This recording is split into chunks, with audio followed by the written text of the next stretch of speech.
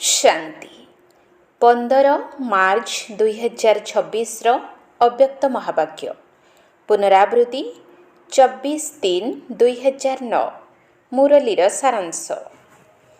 बाप दादांक द्वारा मिलिथिबा संपत्ति गुड़ी को निज भितरे धारण करी कार्य लगाओ, अनुभवर अधिकारी हुओ। बाप दादांक द्वारा मिलिथिबा संपत्ति गुड़ी को निज भितरे धारण करी कार्य लगाओ, अनुभवर अधिकारी हुओ।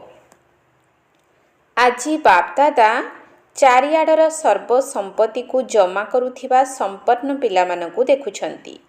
एथि सहित प्रत्येक संतान केते मात्रारे सर्व संपत्ति को जमा करिछंती तार फलाफल को मध्य देखिछंती। एमिति तो बापदादांक द्वारा बहुत अविनाशी संपत्ति प्राप्त होई सारिछि। सर्वप्रथमे बड़रु बड़ संपत्ति हेला ज्ञान रूपक धन, जहा आधार रे मुक्ति एवं जीवन मुक्ति प्राप्त हेउछि। पुराणा देह एवं पुराणा दुनिया ठारू मुक्त जीवन, मुक्त स्थिति एवं मुक्ति धाम को जीवार अधिकार सबो पिलांकु प्राप्त होइछि। तेबे केवल ज्ञानर संपत्ति नुहे, ता सहित जोग रूपक संपत्ति मध्य मिलिछि, जहा द्वारा सर्वशक्ति गुड़िकर प्राप्ति हेउछि। एहा सहित धारणा करिबार मध्य संपत्ति मिलिछि, जेउथिरु सर्वगुणर प्राप्ति हेउछि। ता सहित सेवा रूपक संपत्ति मध्य मिलिछि, जहा आधार रे आशीर्वादर संपत्ति एवं खुशीर संपत्ति प्राप्त हेउछि। एहा सहित सबुठारु बड़रु बड़ संपत्ति मिलिछि वर्तमान संगम जुगर समय रूपक संपत्ति। काहींकिना सारा कल्प भितरे एही संगम जुगर समय एक अमूल्य संपत्ति अटे। एही संगम जुगी समयर गोटिए गोटिए संकल्प बा गोटिए गोटिए मुहूर्त बहुत अमूल्य अटे। काहींकिना संगम समय रे ही बाप दादांक सहित पिलामानंकर मधुर मिलन हेउछि। अन्य कौनसी भी जुगरे परमात्मा पिता एवं परमात्मा संतान मानकर मिलन होई न थाए। एहा सहित संगम समय रे ही बाप दादांक द्वारा सर्व संपत्ति गुड़िक प्राप्त होई थाए। तेबे संपत्ति को जमा करिबा समय केवल संगम जुग ही अटे, कारण अन्य कौनसी भी जुगरे जमा करिबार खाता बा जमा करिबार बैंक ही न थाए। केवल एही गोटिए संगम जुगरे ही जेते संपत्ति जमा करिबाकु चाहिबो जमा करि परिबो। एवं एही संगम समयर जे महत्व रहिछि ताहा हेला एही गोटिए जन्मरे अनेक जन्म पाई संपत्ति जमा करि परिबो। सेथिपाई एही छुटिया जुगटीर बहुत महत्व रहिछि एवं संपत्ति गुड़िक मध्य बाप दादांक द्वारा सबो पिलांकु प्राप्त हेउछि। बाबा तो समस्तंकु देउछंती, किंतु संपत्ति को जमा करिवार प्रत्येक संतान निज निजर पुरुषार्थ अनुसार ही जमा करुछंती। देलाबाला बाबा मध्य जणे एवं समस्तंकु एका भଳି मध्य देउछंती एवं एका समय रे ही देउछंती, किंतु धारण करिबारे देखिबाकु मिलुछि जे समस्तंकर निज निजर पुरुषार्थर ही आधार अटे। काहींकिना संपत्ति को धारण करिबा पई गोटिए हेला निजर पुरुषार्थ द्वारा प्रारब्ध जमा करि परिबो, द्वितीय रे निजे सर्वदा संतुष्ट रहिबा एवं समस्तंकु संतुष्ट करिबा, अर्थात संतुष्टतार विशेषता द्वारा मध्य संपत्ति जमा करि परिबो एवं तृतीय रे सेवा द्वारा मध्य जमा करि परिबो। काहींकिना सेवा आधार रे सर्व आत्मा को खुशीर प्राप्ति होई थाए। तेणु सेवा आधार रे खुशी रूपक संपत्ति प्राप्त करि परिबो। तेणु निजर पुरुषार्थ एवं समस्तंकु संतुष्ट करिबार पुरुषार्थ, तृतीय रे सेवार पुरुषार्थ, एही तीनोटी विधि द्वारा संपत्ति जमा करि परिबो। तेणु संपत्ति जमा करिबा पाई विशेष करी समस्तंक सहित संबंध संपर्क रे आसीबारे गोटिए हेला निमित्त भाव, निर्माण भाव, निस्वार्थ भाव एवं प्रत्येक आत्मा प्रति शुभ भावना एवं शुभ कामना रखिबा आवश्यक। जदि सेवा क्षेत्र रे बा संबंध संपर्क रे एही सबु अछि, तेबे पुण्यर खाता एवं आशीर्वादर खाता बहुत सहजरे जमा करि परिबो। एबे बाबा समस्तंकर हिसाब खाता बा चार्ट को देखुथिले। जानिछ सेथिरे कोन देखिले? ଚାରିଆଡ଼ର ପିଲାମାନଙ୍କ ଭିତରେ କ୍ରମାନ୍ୱୟ ହିସାବରେ ଥିବାର ଦେଖିଲେ। ବାବା ମଧ୍ୟ ଜଣେ ଦେଉଛନ୍ତି ମଧ୍ୟ ଏକ ସମୟରେ, କିନ୍ତୁ ଜମା କରିବାରେ ଦୁଇ ପ୍ରକାରର ପିଲାମାନଙ୍କୁ ଦେଖିଲେ। କିଛି ପିଲା ତ ଜମା କରୁଥିବା ସମ୍ପତ୍ତିକୁ ଖାଇ ପିଇ ସମାପ୍ତ କରିଦେଉଛନ୍ତି। ଆଉ କିଛି ପିଲା ଜମା ମଧ୍ୟ କରୁଛନ୍ତି, ପୁଣି ଖର୍ଚ୍ଚ ମଧ୍ୟ କରୁଛନ୍ତି, କିନ୍ତୁ ଜମା କରିବା ଉପରେ ବିଶେଷ ଧ୍ୟାନ ଦେଇ ତାକୁ ବଢ଼ାଉଛନ୍ତି ମଧ୍ୟ। ତେବେ ସମ୍ପତ୍ତି ଗୁଡ଼ିକୁ ବୃଦ୍ଧି କରିବାର ସାଧନ କ'ଣ? ତାହା ହେଲା ଯେଉଁ ସବୁ ସମ୍ପତ୍ତି ତୁମକୁ ମିଳିଛି ତାକୁ ସମୟ ଅନୁସାରେ ଆସୁଥିବା ପରିସ୍ଥିତି ହିସାବରେ କାର୍ଯ୍ୟରେ ଲଗାଇବା। ଯେଉଁମାନେ ତାକୁ କାର୍ଯ୍ୟରେ ଲଗାଉଛନ୍ତି, ନିଜର ସ୍ୱସ୍ଥିତି ଦ୍ୱାରା ପରିସ୍ଥିତିକୁ ବଦଳାଇ ପାରୁଛନ୍ତି, ସେହିମାନଙ୍କର ହିଁ ଜମା ହେଉଛି। କିନ୍ତୁ ଯେଉଁମାନେ ତାକୁ କାର୍ଯ୍ୟରେ ଲଗାଉନାହାନ୍ତି, ସେମାନଙ୍କର ଜମା ମଧ୍ୟ ହେଉନାହିଁ। ତେଣୁ ସମସ୍ତେ ନିଜେ ନିଜକୁ ପଚାର ଯେ ଆବଶ୍ୟକ ସମୟରେ ନିଜ ପ୍ରତି ବା ଅନ୍ୟମାନଙ୍କ ପ୍ରତି କାର୍ଯ୍ୟରେ ଲଗାଉଛି ତ? କାରଣ ଯେତେ ଯେତେ କାର୍ଯ୍ୟରେ ଲଗାଇବ ସେହି ଅନୁସାରେ ସମ୍ପତ୍ତି ବଢ଼ି ବଢ଼ି ଚାଲିବ। କାହିଁକିନା ସମ୍ପତ୍ତିକୁ କାର୍ଯ୍ୟରେ ଲଗାଇବା ଦ୍ୱାରା ଅନୁଭବ ହୋଇ ଚାଲିବ ଏବଂ ତୁମ ଭିତରେ ଅନୁଭବର ଅଧିକାରୀ ପଣିଆ ମଧ୍ୟ ଆସିଯିବ। ତେଣୁ ଚେକ୍ କର ଏବଂ ନିଜେ ନିଜକୁ ପଚାର ଯେ ମୋ ପାଖରେ ସର୍ବ ସମ୍ପତ୍ତି ଜମା ଅଛି ତ? ଏବଂ ଏହାକୁ ବୃଦ୍ଧି କରିବାର ସାଧନକୁ ମୁଁ ଯଥା ସମୟରେ କାର୍ଯ୍ୟରେ ଲଗାଉଛି ତ? ଅନୁଭବର ଅଧିକାରୀ ପଣିଆର ବୃଦ୍ଧି ହେଉଛି ତ? କାହିଁକିନା ସବୁ ପ୍ରକାରର ଅଧିକାରୀ ପଣିଆ ଭିତରେ ଅନୁଭବର ଅଧିକାରୀ ପଣିଆର ଗାୟନ ସବୁଠାରୁ ଅଧିକ ଅଟେ। ତେଣୁ ପ୍ରତ୍ୟେକଙ୍କୁ ନିଜର ଖାତାକୁ ବଢ଼ାଇବାର ଅଛି ଏବଂ ଚେକିଂ ମଧ୍ୟ କରିବାର ଅଛି। କାହିଁକିନା ଏବେ ମଧ୍ୟ ସମୟ ଅଛି। ନିଜକୁ ଚେକ୍ କରି ଏବେ ବି ସମ୍ପତ୍ତିକୁ ବଢ଼ାଇ ପାରିବ। ଏବେ ତ ସୁଯୋଗ ଅଛି, ଆଗକୁ ତ ସୁଯୋଗ ହିଁ ସମାପ୍ତ ହୋଇଯିବ। ସମ୍ପତ୍ତିକୁ ବଢ଼ାଇବା ପାଇଁ ଚାହିଁଲେ ମଧ୍ୟ ବଢ଼ାଇ ପାରିବ ନାହିଁ। ବାପ୍ ଦାଦା ଦେଖୁଛନ୍ତି ସମ୍ପତ୍ତି ମଧ୍ୟ ମିଳୁଛି ଏବଂ ଖୁସି ଖୁସିରେ ତାକୁ ନିଜ ଭିତରେ ସମାହିତ କରିବା ପାଇଁ ଚେଷ୍ଟା ମଧ୍ୟ କରୁଛନ୍ତି। କିନ୍ତୁ ସମ୍ପତ୍ତି ଯେତେବେଳେ ମିଳୁଛି, ମୁରଲି ଦ୍ୱାରା ହିଁ ସମ୍ପତ୍ତି ମିଳୁଛି। ତେଣୁ ଦୁଇ ପ୍ରକାରର ପିଲା ଅଛନ୍ତି। କିଛି ହେଲେ କେବଳ ଶୁଣିବା ବାଲା, ଆଉ କିଛି ଶୁଣିବା ସହିତ ତାକୁ ଜୀବନରେ ଆପଣାଇ ନେବା ବାଲା। କେତେକ ପିଲା ମୁରଲିକୁ ଶୁଣି ବହୁତ ଖୁସି ହୋଇଥାନ୍ତି, କିନ୍ତୁ ଶୁଣିବା ଏବଂ ନିଜ ଭିତରେ ସମାହିତ କରିନେବା ଦୁଇଟି ଭିତରେ ବହୁତ ଫରକ ରହିଛି। ତେଣୁ ସମାହିତ କରିବା ବାଲା ପିଲାମାନେ ଅନୁଭବୀ ହୋଇ ଚାଲିଥାନ୍ତି। କାହିଁକିନା ଜୀବନରେ ଆପଣାଇ ନେବା ଅର୍ଥାତ୍ ବୁଦ୍ଧିରେ ଧାରଣ କରିଥିବା ଜ୍ଞାନ ସମୟ ଅନୁସାରେ କାର୍ଯ୍ୟରେ ଲଗାଇଥାନ୍ତି ଏବଂ ସମ୍ପତ୍ତିକୁ ବଢ଼ାଇ ଚାଲିଥାନ୍ତି। ଶୁଣିବା ବାଲା ପିଲାମାନେ କେବଳ ବର୍ଣ୍ଣନା କରିଥାନ୍ତି। ବହୁତ ଭଲ ଶୁଣାଇଲେ, ବାବା ବହୁତ ଭଲ କଥା କହିଲେ, କିନ୍ତୁ ତାକୁ ବୁଦ୍ଧିରେ ଧାରଣ କରିବା ବିନା ଜ୍ଞାନକୁ ଯଥା ସମୟରେ କାର୍ଯ୍ୟରେ ଲଗାଇ ପାରିବ ନାହିଁ। ତେଣୁ ତୁମେ ସମସ୍ତେ ନିଜକୁ ଚେକ୍ କର, ମୁଁ ସମାହିତ କରିବା ବାଲା ଅଟେ ତ? ଯଦି ଟିକିଏ ବି କମି ରହିଥିବ, ଭରପୁର ହୋଇନଥିବ, ତେବେ ନିଶ୍ଚିତ ହଲଚଲ ହେବ। ଯଦି ପୂର୍ଣ୍ଣ ରୂପରେ ସମାହିତ କରି ନେଇଥିବ, ତେବେ ହଲଚଲ ହୋଇପାରିବ ନାହିଁ। ସେଥିପାଇଁ ଆଜି ବାପ୍ ଦାଦା ସମସ୍ତଙ୍କର ସମ୍ପତ୍ତିର ଜମା ଖାତାକୁ ଚେକିଂ କରିଥିଲେ। ତେବେ ଶୁଣାଇଲୁ ନା, ଦୁଇ ପ୍ରକାରର ପିଲା ଅଛନ୍ତି। ଏବେ ସମସ୍ତେ ନିଜ ନିଜକୁ ଚେକ୍ କର, ମୁଁ କିଏ? ସମ୍ପତ୍ତିକୁ ବଢ଼ାଇବା ଅର୍ଥ ଯଥା ସମୟରେ କାର୍ଯ୍ୟରେ ଲଗାଇବା। ଯେତେ ଯେତେ କାର୍ଯ୍ୟରେ ଲଗାଇ ଚାଲିଥିବ, ସେତିକି ସେତିକି ବଢ଼ି ଚାଲିଥିବ। କାହିଁକିନା ଯାହା ବି ସମ୍ପତ୍ତି ଗୁଡ଼ିକ ରହିଛି, ତାର ମାଲିକ ହିଁ ତାକୁ କାର୍ଯ୍ୟରେ ଲଗାଇବ।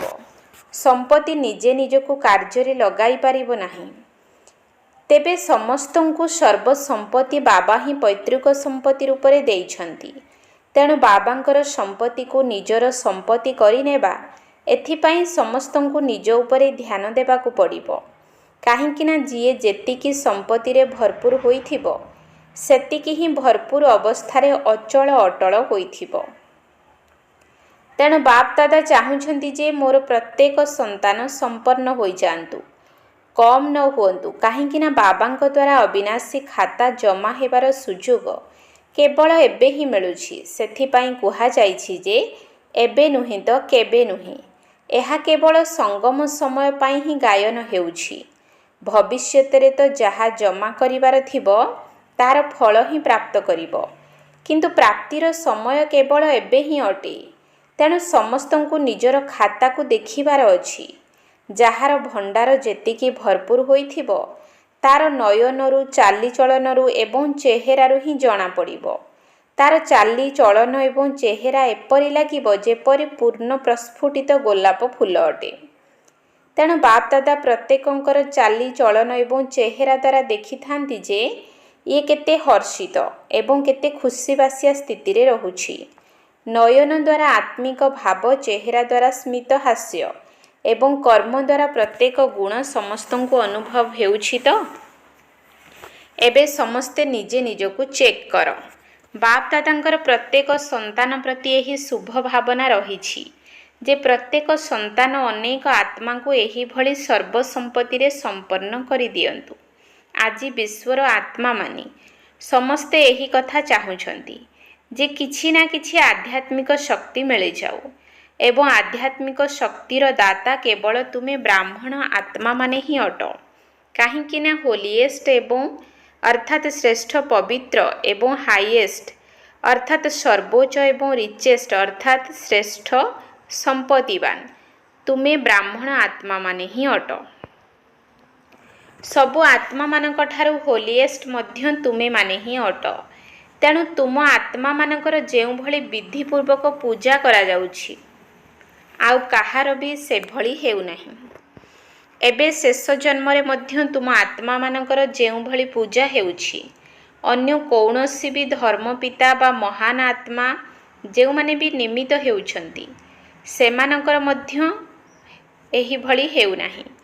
ଯଦିଓ ସେମାନଙ୍କର ମଧ୍ୟ ସ୍ମାରକୀ ତିଆରି ହେଉଛି, କିନ୍ତୁ ବିଧିପୂର୍ବକ ପୂଜା ହେଉନାହିଁ। ଏବଂ ତୁମମାନଙ୍କ ଭଳି ସମ୍ପତ୍ତିବାନ, ଯାହାକି ରିଚେଷ୍ଟ ଇନ୍ ଦ ୱାର୍ଲଡ ବୋଲି ଗାୟନ ରହିଛି। ତୁମେ ବ୍ରାହ୍ମଣ ଆତ୍ମାମାନେ ଏହି ଗୋଟିଏ ଜନ୍ମରେ ଜମା କରିଥିବା ସମ୍ପତ୍ତି 21 ଜନ୍ମ ପର୍ଯ୍ୟନ୍ତ ତୁମ ସାଥିରେ ରହିବ, ଯାହାର ଗ୍ୟାରେଣ୍ଟି ରହିଛି। କାହିଁକି ନା ସ୍ୱୟଂ ପିତାଙ୍କ ଦ୍ୱାରା ପୈତୃକ ସମ୍ପତ୍ତି ପ୍ରାପ୍ତ ହେଉଛି। ତେଣୁ ବାବା ଯେପରି ଅବିନାଶୀ ଅଟନ୍ତି, ସେହିପରି ବାବାଙ୍କ ଦ୍ୱାରା ମିଳିଥିବା ସମ୍ପତ୍ତି ମଧ୍ୟ ଅବିନାଶୀ ହୋଇଯାଉଛି। ସେଥିପାଇଁ ରିଚେଷ୍ଟ ଇନ୍ ଦି ୱାର୍ଲଡ ଏବଂ ହୋଲିଏଷ୍ଟ ଇନ୍ ଦି ୱାର୍ଲଡ ହୋଇଯାଉଛି। ତେବେ ସମସ୍ତେ ନିଜକୁ ଏହିଭଳି ବିଶେଷ ସେବାଧାରୀ ମନେ କରୁଛ ତ? ଆଜିର ସମୟ ଅନୁସାରେ ବିଶ୍ୱର ଆତ୍ମାମାନଙ୍କୁ କେଉଁ ଜିନିଷର ଆବଶ୍ୟକତା ରହିଛି ଜାଣିଛ ତ? ଆଜି ବିଶ୍ୱକୁ ଖୁସି, ଶକ୍ତି ଏବଂ ସ୍ନେହର ଆବଶ୍ୟକତା ରହିଛି। ସମସ୍ତେ ଆତ୍ମିକ ସ୍ନେହ ଚାହୁଁଛନ୍ତି। ତେଣୁ ତୁମେ ବ୍ରାହ୍ମଣ ଆତ୍ମାମାନେ ଏବେ ସମୟ ଅନୁସାରେ ଦାତା ହୁଅ। ମନର ସଂକଳ୍ପ ଦ୍ୱାରା ଶକ୍ତିର ଦାନ କର, ବାଣୀ ଦ୍ୱାରା ଜ୍ଞାନର ଦାନ କର ଏବଂ କର୍ମ ଦ୍ୱାରା ଗୁଣର ଦାନ କର। ବ୍ରହ୍ମା ବାବା ଅନ୍ତିମ ସମୟରେ 3ଟି ଶବ୍ଦ ସବୁ ପିଲାଙ୍କୁ ଉପହାର ରୂପରେ ଦେଇଥିଲେ, ମନେ ଅଛି ନା? ତେବେ ଏହି 3ଟି ଯାକ ଶବ୍ଦକୁ ଯଦି ସେବାରେ ଲଗାଇବ, ତାହାହେଲେ ବହୁତ ଆତ୍ମାକୁ ସନ୍ତୁଷ୍ଟ କରିପାରିବ। ସେହି 3ଟି ଶବ୍ଦ ହେଲା ନିରାକାରୀ, ନିରହଙ୍କାରୀ ଏବଂ ନିର୍ବିକାରୀ। ତେଣୁ ସଂକଳ୍ପ ଦ୍ୱାରା ନିରାକାରୀ, ବାଣୀ ଦ୍ୱାରା ନିରହଙ୍କାରୀ ଏବଂ କର୍ମ ଦ୍ୱାରା ନିର୍ବିକାରୀ ହୁଅ। ଏହି 3ଟି ଯାକ ଶବ୍ଦକୁ ସେବାରେ ଲଗାଅ। ଏବେ ବିଶ୍ୱକୁ ତୁମମାନଙ୍କର ଶକ୍ତି ଦ୍ୱାରା ଟିକିଏ ଆନ୍ତରିକ ଆନନ୍ଦ ତଥା ସୁଖର ପ୍ରାପ୍ତି ହେବା ଦରକାର। କାରଣ ସମସ୍ତେ ନିରାଶ ହୋଇଗଲେଣି ଏବଂ ତୁମେମାନେ ହିଁ ସାରା ବିଶ୍ୱ ପାଇଁ ଆଶାର ତାରକା ଅଟ। ଏବଂ ବାପ୍ ଦାଦା ସବୁ ପିଲାଙ୍କୁ ନିଜର ଆଶାର ତାରକା ରୂପରେ ମଧ୍ୟ ଦେଖୁଛନ୍ତି। କେବଳ ଭରସାର ତାରକା ନୁହେଁ, କିନ୍ତୁ ସବୁ ଆଶାକୁ ପୂର୍ଣ୍ଣ କରୁଥିବା ଆଶାର ତାରକା ମଧ୍ୟ ଅଟ। ତେବେ ବାପ୍ ଦାଦାଙ୍କ ପାଖରେ ପିଲାମାନଙ୍କର ସ୍ନେହ ସଦାସର୍ବଦା ପହଞ୍ଚିବାରେ ଲାଗିଛି। ଏବଂ ସବୁଠାରୁ ସହଜ ପୁରୁଷାର୍ଥ କ'ଣ? ପୁରୁଷାର୍ଥ ତ ଭିନ୍ନ ଭିନ୍ନ ପ୍ରକାରର ଅଛି, କିନ୍ତୁ ସବୁଠାରୁ ସହଜ ପୁରୁଷାର୍ଥ ହେଲା ସ୍ନେହ। ସ୍ନେହରେ ମେହନତ ଏବଂ ମୋହବତ ଅର୍ଥାତ୍ ପ୍ରେମରେ ରୂପାନ୍ତରିତ ହୋଇଯାଏ। ତେଣୁ ବାବାଙ୍କର ସ୍ନେହୀ ହେବା ଅର୍ଥ ସହଜ ପୁରୁଷାର୍ଥ କରିବା। ସ୍ନେହ କରିବାରେ ତ ତୁମେମାନେ ନିଜକୁ ସ୍ନେହୀ ଆତ୍ମା ମନେ କରୁଛ, କେବେ କେବେ ବାଲା ନୁହେଁ, ସଦା ସ୍ନେହୀ। ଯେଉଁମାନେ ନିଜକୁ ସର୍ବଦା ସ୍ନେହର ସାଗରରେ ସମାହିତ ହୋଇଥିବାର ମନେ କରୁଛନ୍ତି, ସବୁବେଳେ ବୁଡ଼ି ରହିବା ବାଲା, ବୁଡ଼ ପକାଇ ଉଠି ଆସିବା ବାଲା ନୁହେଁ, ପୁରା ବୁଡ଼ି ରହିବା ବାଲା। ଯେଉଁମାନେ ନିଜକୁ ଏହିଭଳି ମନେ କରୁଛନ୍ତି ସେମାନେ ହାତ ଉଠାଅ। କ'ଣ ସଦା ତ? ଏବେ ସଦା ଶବ୍ଦ ଉପରେ ବିଶେଷ ଧ୍ୟାନ ଦିଅ। ହାତ ଉଠାଅ। ସଦା ସଦା ହାତ ତ ଭଲ ଉଠାଇଛ। ବାପ୍ ଦାଦା ମଧ୍ୟ ତୁମର ହାତ ଉଠାଇବା ଦେଖି ଖୁସି ହେଉଛନ୍ତି। କାହିଁକି ନା ସାହସ ତ ରଖିଛ। ଯଦି କିଛି କମି ମଧ୍ୟ ହୋଇଯିବ ତେବେ ମନେ ତ ପଡ଼ିବ ଯେ ମୁଁ ହାତ ଉଠାଇଥିଲି। କାହିଁକି ନା ବାପ୍ ଦାଦାଙ୍କର ସବୁ ପିଲାଙ୍କ ପ୍ରତି ଅତି ସ୍ନେହ ରହିଛି। କାହିଁକି ଜାଣିଛ? କାହିଁକି ନା ବାପ୍ ଦାଦା ଜାଣିଛନ୍ତି ଯେ ଏହି ଆତ୍ମାମାନେ ଅନେକ ଥର ସ୍ନେହୀ ହୋଇଛନ୍ତି, ଏବେ ମଧ୍ୟ ହେଉଛନ୍ତି ଏବଂ ସବୁ କଳ୍ପରେ ଏହି ଆତ୍ମାମାନେ ହିଁ ସ୍ନେହୀ ହେବେ। କ'ଣ ନିଶା ଅଛି ତ? ଖୁସି ଅଛି ତ ଯେ ଆମେମାନେ ହିଁ ପ୍ରତିକଳ୍ପର ଅଧିକାରୀ ଆତ୍ମା ଅଟୁ? ବାପ୍ ଦାଦା ଏହିଭଳି ଅଧିକାରୀ ଆତ୍ମାମାନଙ୍କୁ ଦେଖି ଆନ୍ତରିକ ଆଶୀର୍ବାଦ ଦେଉଛନ୍ତି। ସର୍ବଦା ଅକ୍ଳାନ୍ତ ହୋଇ ଉଡ଼ିଚାଲ। କେବେ ବି ଯଦି କୌଣସି ପ୍ରକାରର ପରିସ୍ଥିତି ଆସୁଛି ତେବେ ନିଜର ସ୍ୱସ୍ଥିତିକୁ ତଳ ଉପର କର ନାହିଁ। ସ୍ୱସ୍ଥିତି ନିକଟରେ ପରିସ୍ଥିତି କିଛି ବି କରିପାରିବ ନାହିଁ। ଆଚ୍ଛା, ପ୍ରଥମ ଥର ପାଇଁ କେଉଁମାନେ ଆସିଛନ୍ତି? ସେମାନେ ହାତ ଉଠାଅ। ବହୁତ ଆସିଛନ୍ତି। ବାପ୍ ଦାଦା ପ୍ରତ୍ୟେକ ସନ୍ତାନ ଉପରେ ଗର୍ବ କରୁଛନ୍ତି। ବାଃ ମୋର ସନ୍ତାନମାନେ, ବାଃ। ଯେପରି ତୁମେମାନେ ମନ ଭିତରେ ଗୀତ ଗାଉଛ ନା, ବାଃ ବାବା ବାଃ, ମେରା ବାବା ବାଃ ର ଗୀତ ଆପେ ଆପେ ବାଜୁଛି। ସେହିପରି ବାବା ମଧ୍ୟ ପିଲାମାନଙ୍କ ପାଇଁ ଏହି ଗୀତ ଗାଉଛନ୍ତି ଯେ ବାଃ ମୋର ପ୍ରତ୍ୟେକ ସନ୍ତାନ, ବାଃ। କାହିଁକି ନା ବାବାଙ୍କୁ ମଧ୍ୟ ଗୋଟିଏ କଳ୍ପ ପରେ ତୁମେମାନେ ମିଳିଛ ଏବଂ ତୁମେ ସମସ୍ତେ ବିଶ୍ୱ ସମ୍ମୁଖରେ ମହାନ ଅଟ। ତେଣୁ ବାବା ମଧ୍ୟ ଏହି ଗୀତ ଗାଉଛନ୍ତି ଯେ ବାଃ ପିଲାମାନେ, ବାଃ। ବାଃ ବାହାର ଅଟ ନା, ବାଃ ବାଃ ପିଲାମାନେ ଅଟ ନା, ବାଃ ବାଃ ପିଲାମାନେ ହାତ ଉଠାଅ। ତେଣୁ ସର୍ବଦା ଏହି କଥା ମନେ ରଖ ଯେ ଆମେ ବାଃ ବାଃ ସନ୍ତାନ ଅଟୁ। ଯଦିଓ ସମସ୍ତେ ପୁରୁଷାର୍ଥୀ ଅଟ କିନ୍ତୁ ବାଃ ବାଃ ସନ୍ତାନ ଅଟ। ବାବାଙ୍କର ବାଃ ବାଃ ସନ୍ତାନମାନେ ବାବାଙ୍କର ସାଥିରେ ହିଁ ଘରକୁ ଯିବେ, ରହି ତ ଯିବ ନାହିଁ ନା। ବାବା ତ କହୁଛନ୍ତି ସମସ୍ତଙ୍କୁ ସ୍ନେହ ରୂପକ କୋଳରେ ବସାଇ ସାଥିରେ ନେଇଯିବି। ସେଥିପାଇଁ ପ୍ରସ୍ତୁତ ଅଛ ତ? ଅଛ ତ? ରାସ୍ତାରେ ଅଟକି ଯିବ ନାହିଁ ତ? ସାଥିରେ ହିଁ ଯିବ। କାହିଁକି ନା ତୁମେମାନେ ପ୍ରତିଜ୍ଞା କରିଛ, ତେଣୁ ପ୍ରତିଜ୍ଞାକୁ ପାଳନ କରିବା ବାଲା ଅଟ। ଏବେ ବାପ୍ ଦାଦା ଏହି କଥା ଚାହୁଁଛନ୍ତି ଯେ ନିଜର ଫରିସ୍ତା ସ୍ୱରୂପକୁ ଜାଗ୍ରତ କର। ଚାଲିବା ବୁଲିବା ସମୟରେ ଫରିସ୍ତା ପୋଷାକଧାରୀ ସ୍ୱରୂପର ଅନୁଭବ କରାଅ। ବାପ୍ ଦାଦା ତ ଡ୍ରିଲର ଜ୍ଞାନ ଶୁଣାଇଛନ୍ତି ନା। ବସ୍ତ୍ର ବଦଳାଇବାର ଅଭ୍ୟାସ ତ ଅଛି ନା। ଯେପରି ଶରୀରର ଡ୍ରେସ୍ ବଦଳାଉଛ ସେହିପରି ଆତ୍ମାର ଫରିସ୍ତା ସ୍ୱରୂପକୁ ବାରମ୍ବାର ଅନୁଭବ କର। କ'ଣ ଫରିସ୍ତା ଡ୍ରେସ୍ ପସନ୍ଦ ତ? ଯେପରି ବ୍ରହ୍ମା ବାବା ଅବ୍ୟକ୍ତ ଫରିସ୍ତା ରୂପରେ ବତନରେ ବସିଛନ୍ତି, ସେହିପରି ତୁମେମାନେ ମଧ୍ୟ ନିଜର ପିତାଙ୍କ ଭଳି ଚାଲିବା ବୁଲିବା ସମୟରେ ଫରିସ୍ତା ରୂପରେ ନିଜକୁ ଅନୁଭବ କର। କାହିଁକି ନା ଫରିସ୍ତା ସ୍ୱରୂପ ହେଲେ ଯାଇ ଦେବତା ହେବ। ଯେପରି ବାବାଙ୍କର ତିନୋଟି ରୂପକୁ ମନେ ରଖିଛ ନା, ପିତା, ଶିକ୍ଷକ ଏବଂ ସଦ୍ଗୁରୁ, ସେହିପରି ତୁମେମାନେ ମଧ୍ୟ ନିଜର ତିନି ରୂପକୁ ମନେ ପକାଅ। ବ୍ରାହ୍ମଣରୁ ଫରିସ୍ତା ଏବଂ ଫରିସ୍ତାରୁ ଦେବତା। ଏହି ତିନୋଟି ରୂପ ପକ୍କା ଅଟେ ନା। କେବେ ବ୍ରାହ୍ମଣର ଡ୍ରେସ୍ ପିନ୍ଧିଦିଅ, କେବେ ଫରିସ୍ତାର, କେବେ ଦେବତାର ଡ୍ରେସ୍ ପିନ୍ଧ। ଏହି ତିନୋଟି ରୂପରେ ସ୍ଥିତ ହେବା ଦ୍ୱାରା ସ୍ୱତଃ ହିଁ ତ୍ରିକାଳଦର୍ଶୀର ଆସନ ଉପରେ ବସି ସାକ୍ଷୀ ହୋଇ ପ୍ରତ୍ୟେକ କାର୍ଯ୍ୟ କରିଚାଲିବ। ତେଣୁ ସମସ୍ତଙ୍କଠାରୁ ବାପ୍ ଦାଦା ଏହି କଥା ଚାହୁଁଛନ୍ତି ଯେ ସର୍ବଦା ବାବାଙ୍କ ସାଥିରେ ରୁହ, ଏକୁଟିଆ ହୁଅ ନାହିଁ। ଯଦି ସାଥିରେ ରହିବ ତେବେ ସାଥିରେ ହିଁ ଯିବ। ଯଦି କେବେ କେବେ ସାଥିରେ ରହିବ ତେବେ ସାଥିରେ କିପରି ଯିବ? କାରଣ ସ୍ନେହୀ ସ୍ନେହୀକୁ କେବେ ବି ଭୁଲି ପାରିବ ନାହିଁ। ତେଣୁ ସାରାଦିନ ଏହି ଅଭ୍ୟାସ କରୁଥାଅ। ଏବେ ଏବେ ବ୍ରାହ୍ମଣ, ଏବେ ଏବେ ଫରିସ୍ତା, ଏବେ ଏବେ ଦେବତା। ଆଚ୍ଛା, ଚାରିଆଡ଼ର ସବୁ ପିଲାମାନଙ୍କୁ, ଯେଉଁମାନେ କି ସର୍ବଦା ସମ୍ପତ୍ତିରେ ଭରପୁର ଅଟନ୍ତି, ସର୍ବଦା ନିଜର ଚାଲି ଚଳନ ଏବଂ ଚେହେରା ଦ୍ୱାରା ସେବାଧାରୀ ଅଟନ୍ତି। କାହିଁକି ନା ତୁମେ ସମସ୍ତେ ପ୍ରତିଜ୍ଞା କରିଛ ଯେ ଆମେ ବିଶ୍ୱ ପରିବର୍ତ୍ତକ ହୋଇ ବିଶ୍ୱର ପରିବର୍ତ୍ତନ କରିବୁ। ତେଣୁ ଚାଲିବା ବୁଲିବା ସମୟରେ ମଧ୍ୟ ସେବାଧାରୀ ରୂପରେ ସେବାରେ ତତ୍ପର ରହୁଛ। ଏହିଭଳି ସମସ୍ତ ବିଶ୍ୱ ପରିବର୍ତ୍ତକ ବିଶ୍ୱ ସେବାଧାରୀ ପିଲାମାନଙ୍କୁ ସମସ୍ତଙ୍କୁ ବାବାଙ୍କର ସମ୍ପତ୍ତି ଗୁଡ଼ିକରେ ଭରପୁର କରୁଥିବା ବାପ୍ ଦାଦାଙ୍କର ଚାରିଆଡ଼ର ପିଲାମାନଙ୍କୁ ବାପ୍ ଦାଦାଙ୍କର ସ୍ନେହ ସମ୍ପନ୍ନ ଶୁଭେଚ୍ଛା ତଥା ଆନ୍ତରିକ ଆଶୀର୍ବାଦ ଏବଂ ନମସ୍ତେ। ଆତ୍ମିକ ସନ୍ତାନମାନଙ୍କର ଆତ୍ମିକ ବାପ୍ ଦାଦାଙ୍କୁ ନମସ୍ତେ ନମସ୍ତେ ନମସ୍ତେ। ସୁପ୍ରଭାତ। ବରଦାନ ମାଷ୍ଟର ତ୍ରିକାଳଦର୍ଶୀ ହୋଇ ପ୍ରତ୍ୟେକ କର୍ମ ଯୁକ୍ତିଯୁକ୍ତ ଭାବରେ କରୁଥିବା କର୍ମ ବନ୍ଧନ ମୁକ୍ତ ଭବ।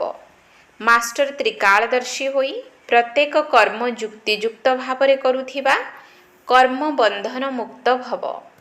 ଯାହା ବି ସଂକଳ୍ପ ବାଣୀ ବା କର୍ମ କରୁଛ ତାକୁ ମାଷ୍ଟର ତ୍ରିକାଳଦର୍ଶୀ ହୋଇ କର, ଯାହାଦ୍ୱାରା କୌଣସି କର୍ମ ବ୍ୟର୍ଥ ବା ଅନର୍ଥ ହୋଇପାରିବ ନାହିଁ।